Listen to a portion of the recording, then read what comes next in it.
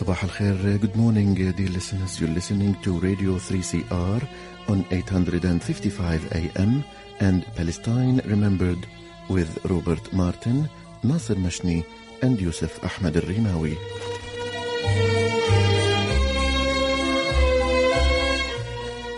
Palestine Remembered is Australia's only English-language radio program that is totally dedicated to Palestine. We'd like to welcome those listening on 855 and those that will join us on podcast at 3cr.org.au.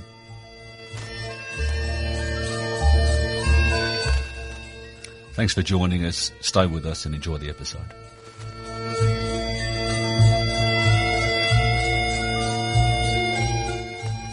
Good morning, listeners, and welcome to another episode of Palestine Remembered, Australia's only dedicated show on Palestine. This week we're going to be joined by a dear friend of mine and fantastic Palestinian, Amin, but we're in May.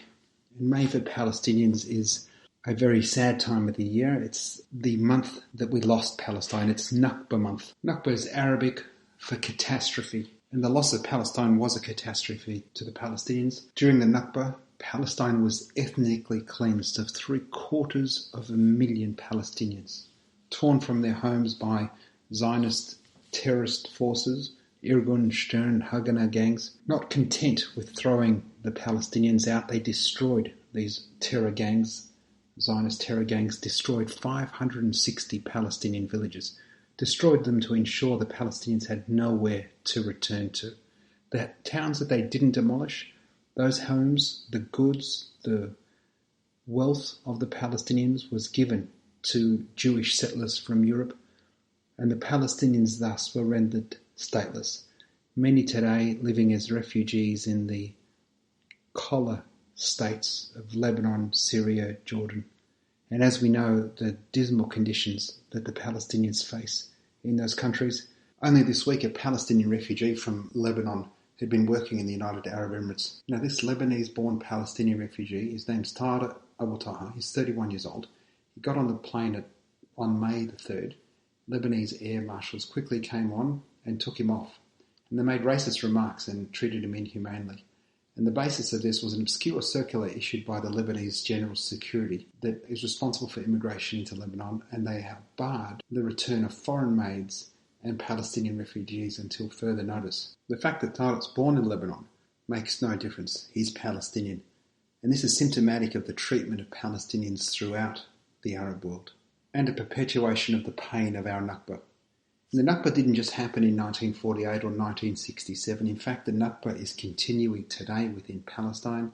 It manifests itself in housing demolitions. It manifests itself in the apartheid regime and the control systems that the Israeli government has put into play to ensure the subjugation of the Palestinians and the oppression thereof.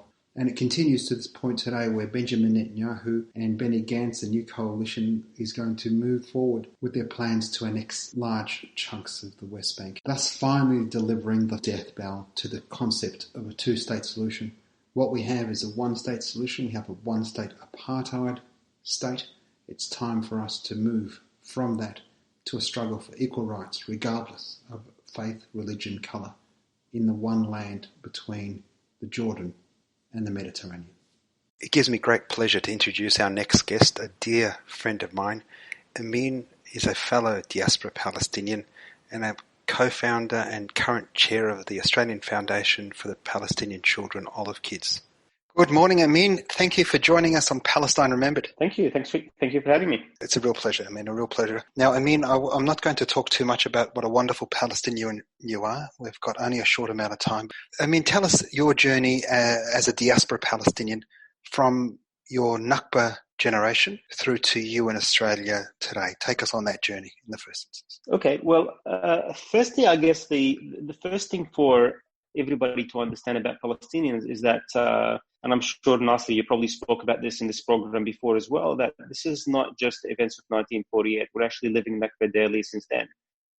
Our listeners can probably visualize this traumatic experience that we live, both my family and your family and a lot of Palestinian families, and maybe they can visualize it in this way, that in 1948, it was this massive wave that suddenly and violently crushed our parents' and grandparents' lives into this ocean of displacement and loss.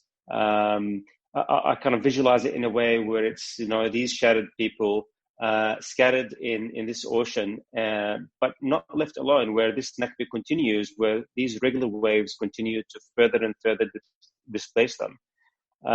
Again, these events of 1948 were followed by 67, by Lebanon War, by the Gaza Wars, Kuwait War, Iraq War, Libya, Yemen, Syria, all these events. My family was definitely part of some of those events and some of those waves, but also there's everything else in between, where even the normal day for Palestinians in Palestine or the refugee camps or many of those places is never normal. There's always something happening. And I guess our journey started very early in 1948 with on both sides, my father's side and my mother's side.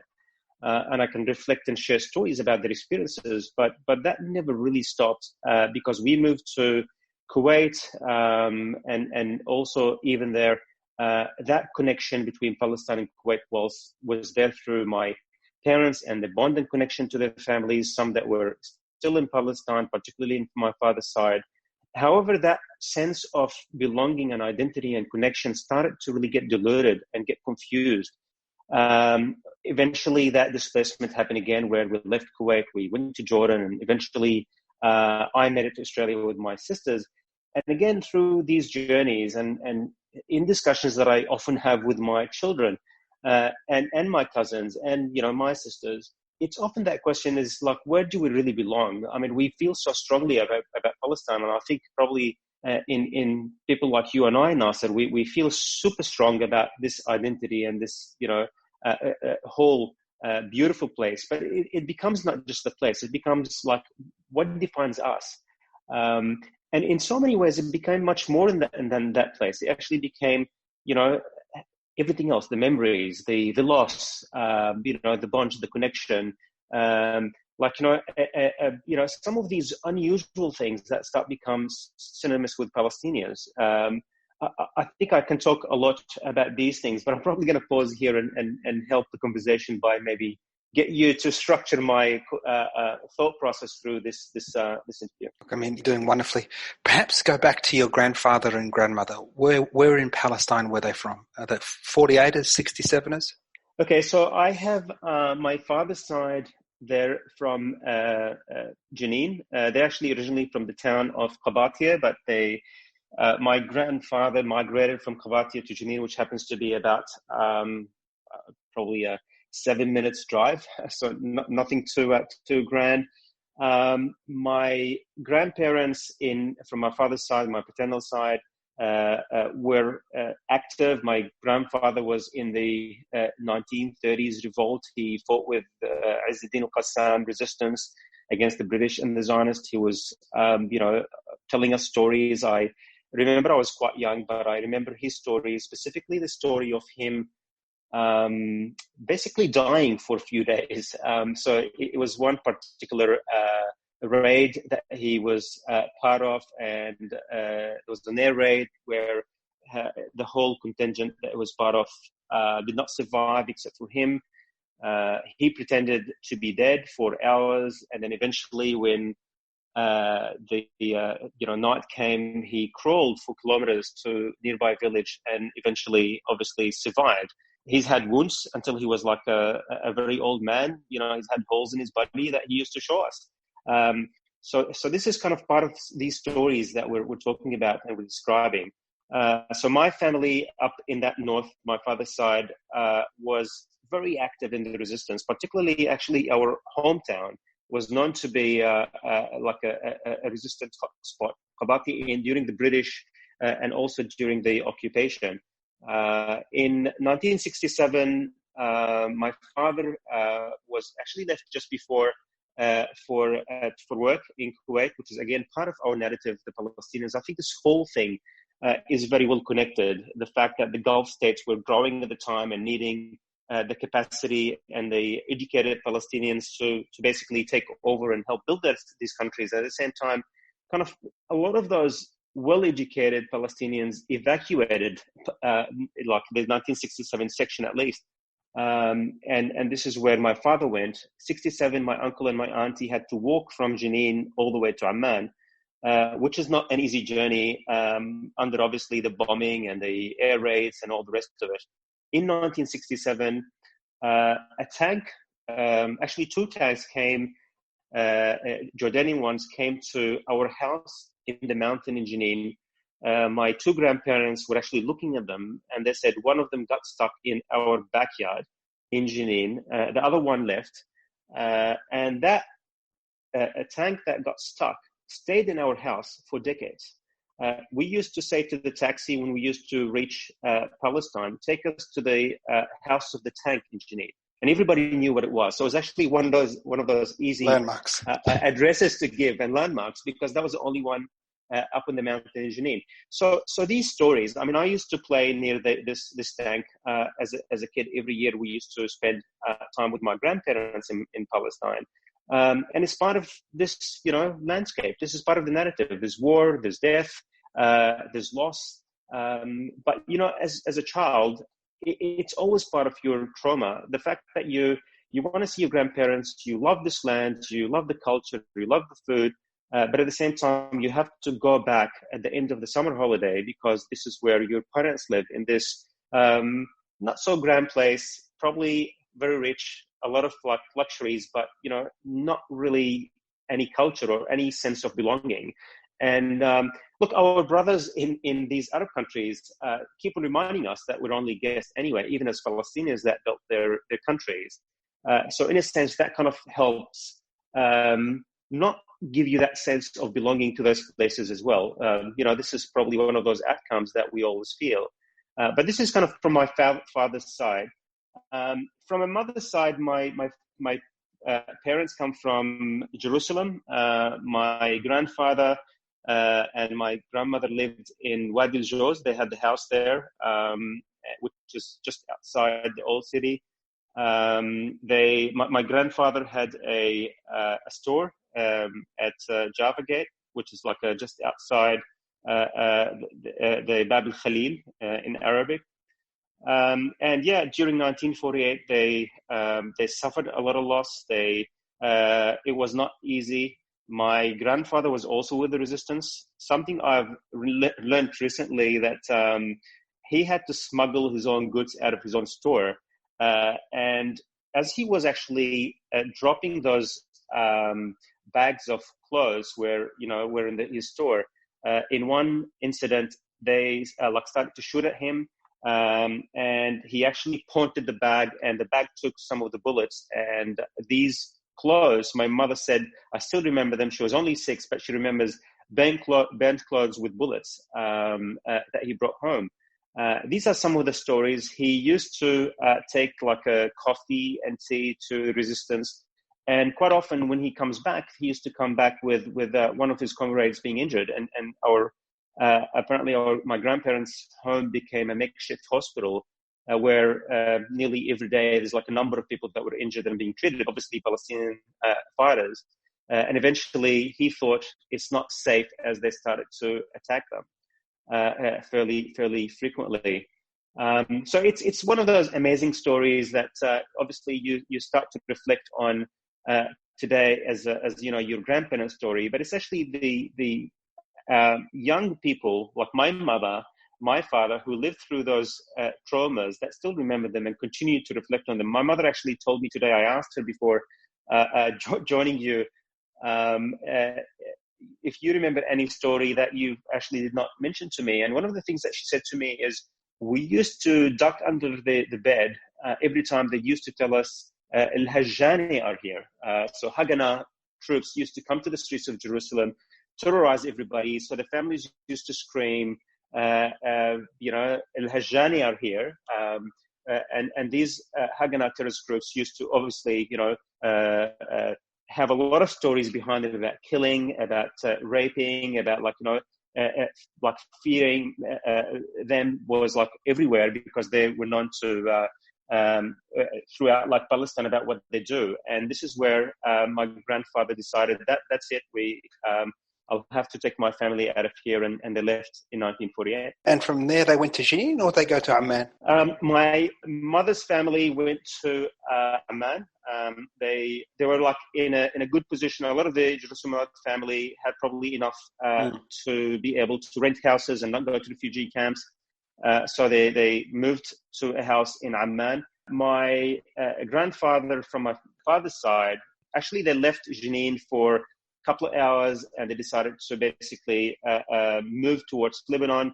And then they realized that they were carrying a pillow. And by the way, these pillow stories are true because I know my own family from my father's side did exactly this. They actually held the pillow, and it was not my youngest auntie, Siham. It was actually a pillow. They realized this 2 hours walking towards Lebanon, and they decided to go back to Jenin, and they went back and stayed. They did not leave. So Siham was actually one of the auntie that I was just mentioning before. So Siham and Ghassan had to walk from that house in Jenin all the way to Amman. She was obviously a young lady then, but she survived obviously by not staying behind in 1948 in the house on her own. Just to be clear, they were carrying a pillow thinking it was a baby. Correct. Which is, by the way, not. I've heard not this uncommon, story from more than one family. In the panic, he was reaching in, grabbing everything. Exactly right. I mean, one thing you mentioned earlier on is this concept of guest. And earlier on, I spoke about a Palestinian Lebanese resident who was denied entry back into Lebanon from the United Arab Emirates because he was carrying a Palestinian travel document as a Lebanese-born third-generation refugee. The concept of guest. So you've gone Amman to Kuwait. You grew up and were educated in Kuwait. Yep. Extend on that concept of how Palestinians are treated as guests. Okay, so definitely treated as guests at best. Actually, I would say. Sadly, I mean, it's a nice word. It doesn't have we're using it. Maybe pejoratively. I'm not sure that it has the same connotations where it's very generous, yeah. That's correct. So look, I mean, I have to say that the probably earlier Kuwaitis, Emiratis, Saudis, they really valued the Palestinians a lot more. Actually, it also reminds me of a story.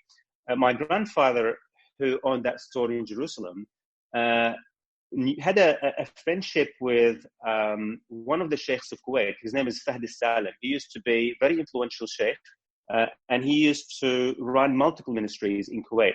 But he used to frequent Jerusalem, and he's had a relationship with my grandfather. Now, after 1948, hearing what happened, he visited Amman, and he was inquiring about this man he knew by the name of Isa al-Masri, Abu Fuad. Like, where is Abu Fuad, Isa al-Masri? Where can I find him? So people asked him, why do you ask about this guy? And he said, he's such a gentleman. He was has awesome manners. He's an amazing human being and a good friend. I would like to find him. Eventually, somebody said, I know where Abu Fuad lives, and he guided him to him. And he insisted to take him to Kuwait. And he said, look, you're educated, you're an amazing human being, you're trustworthy, I'd like you to come with me, and there's so much you can do with building this country. And reluctantly, my grandfather, who was strongly believing that he's going back to Jerusalem very soon, it was just a matter of maybe months or a year or two before, obviously he's able to settle back in Jerusalem. But he accepted, and he went and worked in Kuwait, eventually bringing his family, often being asked to take the citizenship, the Kuwaiti citizenship, because obviously his best friend was the sheikh who used to take him every single weekend to his beach house. They had like a really strong bond. But all the time, my grandfather used to say, I would not live in this desert. I'm from Jerusalem. I am the son of Jerusalem. I don't need to live in your country or benefit from your oil. I have a great city, and I belong to a great homeland. So he refused. Eventually, to die and be buried in Kuwait, his children, who contributed a lot to the Kuwaiti society, one of them, my uncle, who still lives there actually, he's known in Kuwait to really his contribution to a lot of large organizations, eventually said, I would like to take the Kuwaiti citizenship, and he was refused. In fact, his kids, when they get education overseas, he has to make special arrangements to be able to get them to visit him. Eventually, some of them are actually working there. But the point being, you're never as welcomed. And I'm talking about someone who's influential there, being my uncle. Now, we're talking about a lot of Palestinians who used to be the educators, people who basically put together the education system for all the Gulf states. Some of them live in Australia, who had to be forced, basically had to survive by leaving Kuwait during the after Kuwait liberation, because they were considered collaborators with the Iraqis. And obviously they were not. There were a lot of myths about this collaboration. They had nowhere else to go, unlike many other nationalities where they obviously could go home. Palestinians could not go anywhere, which means they were stuck, and they were thought of as, okay, well, you're staying in the country, you're collaborating. Ignorance or otherwise from some of the Kuwaitis, but these Palestinians that stayed behind faced also all sorts of discrimination. At times loss of life, and at times extreme situations. So some of those were actually those educators that created the books and the education systems for these countries.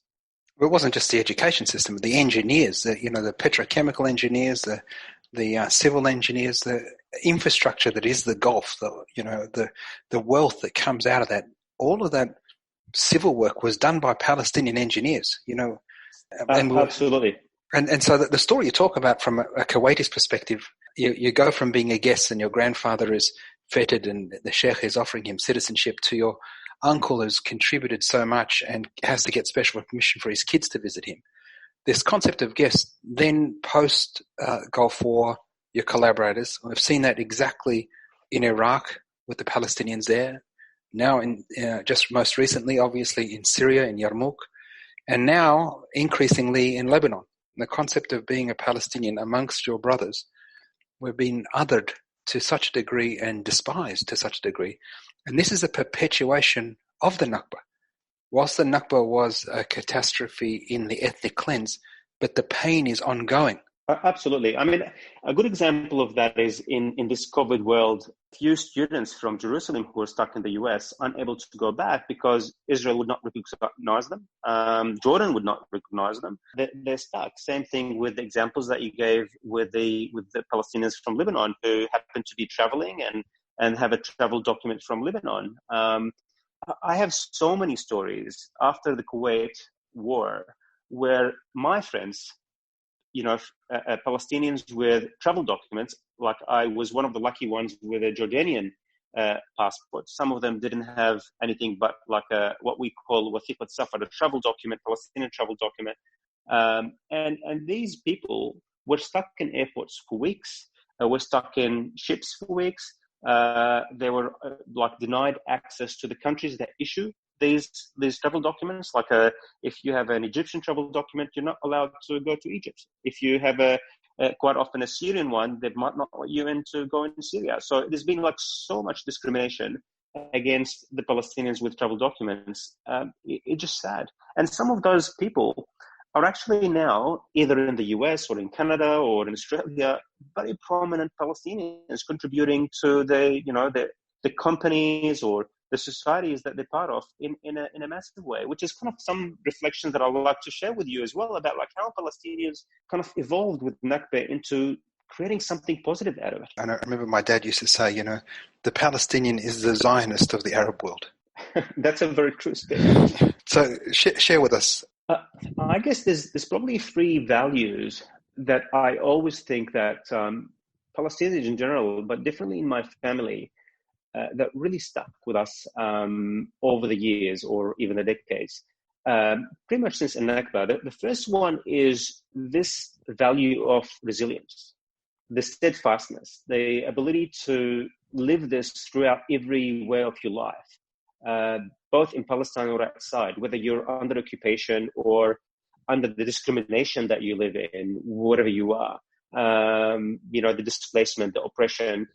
You're always still resilient. You're always standing up, standing tall, and really facing it. And probably to call out one particular group of the Palestinians would be Palestinian women. My mother, my grandmothers, every Palestinian mother in general, they're really the amazing, core resistors of the struggle. They're really our spine, if you like. And this is where like that resilience comes from. The second one, I think, the second value is this education value as a priority, something that is considered really the weapon for our survival. And again, this is about taking leave from being the Zionist of the Arab world. Education for Palestinians is really the first religion. You often see Palestinian kids or hear Palestinian kids saying, "We have two choices: either being a doctor or an engineer." Right?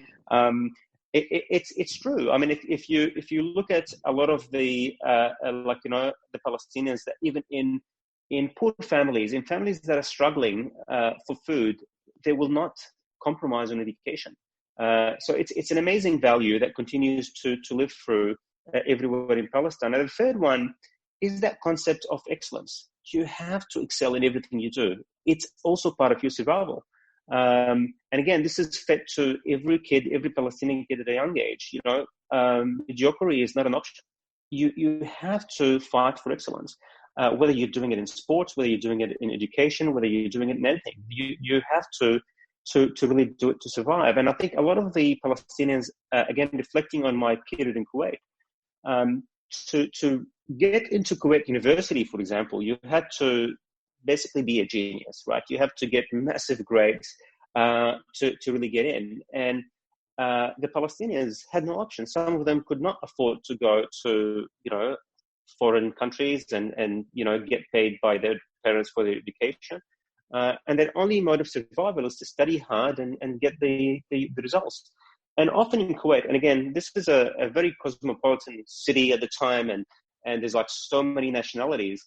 When you finish, if you like, the VCE or your Year 12 exam, and the first 100, the top 100 in the country, they're all Palestinian. I mean, they used. I remember the Emir used to acknowledge, and they used to give gifts for the top 10 or 20 in the country, or 50, something like that. And then when they started to always become like 50 names of Palestinians, they give it up, right? But that tells you that this is something that is really ingrained into the Palestinian values. Now, I mean, we're running out of time, but we've got a few minutes left. Something that we share, a passion we share for, is Olive Kids, the Australian Foundation for Palestinian Children. Tell us about the new campaign. At Olive Kids, we started the new campaign focusing on children and education, and also to a large extent going to basics, also food. The campaign name is Give a Gift. This is in the back of finishing an earlier campaign where we raised $40,000 for COVID-19. So we provided poor families packages of food and health packages, with also some education where our volunteers or some partner volunteers were going around educating people about like hygiene and how to ensure that they stay safe. But the more recent campaign focuses on the children. We want to buy them meals, so we're aiming to have 3,000 meals for the children. We also would like to buy a backpack where we can also buy children new clothes, a t-shirt and pants and shoes, and also wanting to ensure that they are set up for their education. Obviously, we wanted to do this in the right way. It's not at the start of the school year yet, but a lot of the kids missed out on school, so they will probably be doing some form of schooling. But also we wanted to work with our partners at Amin, where we wanted to give them the chance to also employ some of the poorer parents from those orphan families, where we could potentially do the clothing at the orphanage. So they more recently, through different funding, managed to get like a small sewing factory. So they should be in a position to help us basically get the clothing in order for the children. So we're excited about this campaign. So people can go to olivekids.org.au to support that campaign and sponsor a child. That was my dear friend Amin joining us. Don't forget to go to olivekids.org.au to support that campaign. Now there's a huge amount of events for Nakba. Go to apan.org.au to have a look at all the events. There's a number of fantastic events happening nationally. Be sure to tune in next week for Palestine Remembered. Share the podcast with your friends, and remember, Nobody is free until we're all free. Free Palestine.